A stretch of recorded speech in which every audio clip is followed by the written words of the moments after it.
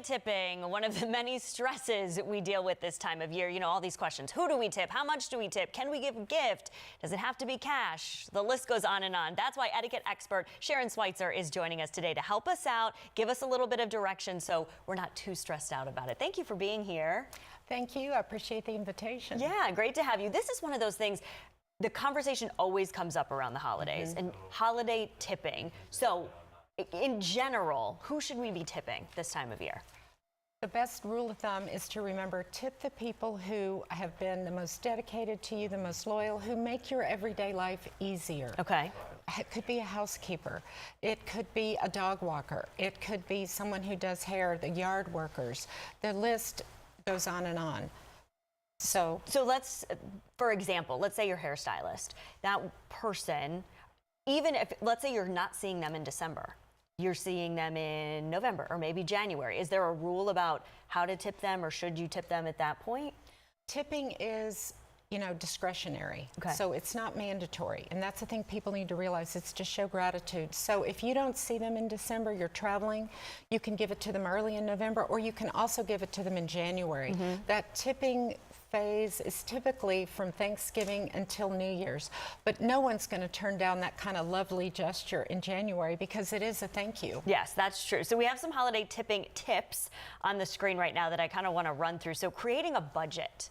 That is probably key, especially you're thinking about everything we're spending money on during the holidays. How do you create a budget for tipping? The best thing you can do is make a list of who are the top providers that make your life easier. Also set aside the amount that you do not want to go over and then divide it up. If it's a tight year, maybe you've got several kids going off to school, to college, maybe business has been slow, do some homemade items. It doesn't all have to be cash. Yes, it is. Absolutely. People love that. Love homemade bread, homemade pastry, anything along those lines. Just make sure there's no allergies. Oh, that's true. You have to be careful of that for sure.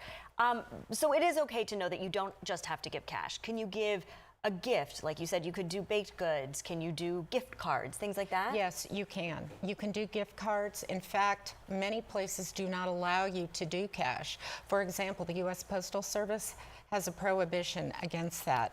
And they have a limit of $50 per year, so maybe $20 per occasion, but you don't want to give them cash. You want to give them something that's like a gift card, like to Starbucks, to a specific place. All right, so keep that in mind if you want to tip your mailman or your mailwoman. You can't do that. And then talk to me about this tipping fatigue. We chatted a little bit about it right before the show. What does that mean?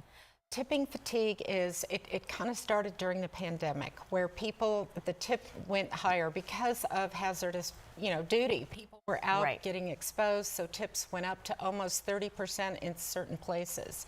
But the thing we have to keep in mind about tipping fatigue is you get to decide. It's your choice. And we're not the only country that has the custom of tipping. In other countries, say Mexico, Costa Rica, they provide an annual bonus to their employees, and it has to be paid by December 20, up to 2 weeks of pay. So the tipping fatigue can be real. Do not feel pressured when that screen comes up and it says 20, 25, 30. Do not feel pressured. You can do custom 10, 15, or 20%. Yeah. This also does have really just a positive impact on the person that is doing something, like you said, making your life easier. It is nice to just show a little bit of appreciation this time of year is really what this is about. It is. It's to show gratitude, to say thank you. So a handwritten note with your tip really makes a difference. People want to know what it is that they did that you liked. Yeah. So you've got lots of options on different ways you can express your gratitude, but that handwritten note makes a big difference. Have you seen that on Amazon, that you can tip the Amazon driver? That if you type it in and tip a driver, and you can do it that way, and you don't have to do the money, but it's a way to show your Amazon driver, your delivery person, that it's nice? Yes, it is. It's wonderful. It's a great thing to do. I'm so glad you brought that up. Yeah, it's easy. It's a very nice thing to do. A lot of people are running around making sure that we're getting our Christmas on time. That's right. Yes. You probably have a lot of tips that you could share with us on your website. Can you tell us what that is? Yes, I do. It's SharonSchweitzer.com, and you can find our tipping guide for 2025 right on the website. Perfect. Thank you so much for being here. Happy holidays to you. Thank you, Allison. Happy holidays to you too.